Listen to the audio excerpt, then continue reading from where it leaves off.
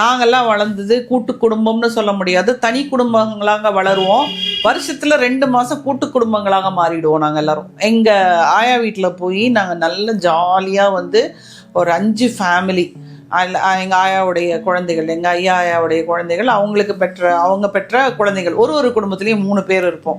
அப்போ 15 குழந்தைகள். அது இல்லாமல் சுற்று வட்டாரத்தில் பக்கம் வீட்டில் இருக்கவங்க எல்லோரும் எங்கள் வீட்டில் தான் விளையாட வருவாங்க. ஏன்னா எங்கள் வீட்டில் நிறைய என்டர்டெயின்மெண்ட், அதாவது வரவங்க எல்லாரையும் வாங்கன்னு உட்கார வச்சு உபசரித்து அவங்களுக்கு சாப்பாடு போடுறது, விளையாடுறது, இதெல்லாம் வந்து எங்களுக்கு வந்து ரொம்ப ஹாப்பியான ஒரு தருணங்கள். அப்போ இருந்த சந்தோஷம் இப்போது கிடையாது. நம்ம வந்து நாங்கள் சிட்டிலையும் இருப்போம், போய் ஒரு 2 மாதம் அப்படியே ஃபுல் டோட்டல் வில்லேஜ் தான், ஒரே ஆட்டம் பாட்டம் கொண்டாட்டம்.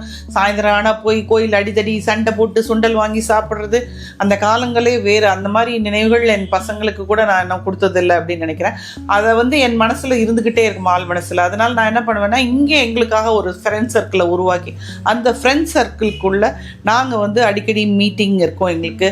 நாங்கள் மீட் பண்ணி ஒரு இடமா நாங்கள் போகிறதோ, இல்லை ஒரு வீட்டில் மீட் பண்ணுறதோ, நம்ம வந்து இந்த கூட்டு குடும்பத்துடைய ஒரு சுவையை எங்கள் குழந்தைகள் ரசிப்பதற்காக நாங்கள் எல்லாரும் வந்து கூட்டாக நட்பு ரீதியாகவும் நாங்கள் வந்து இதை ரொம்ப அருமையாக எங்கள் குழந்தைங்க வந்து என்ஜாய் பண்ணுறாங்க.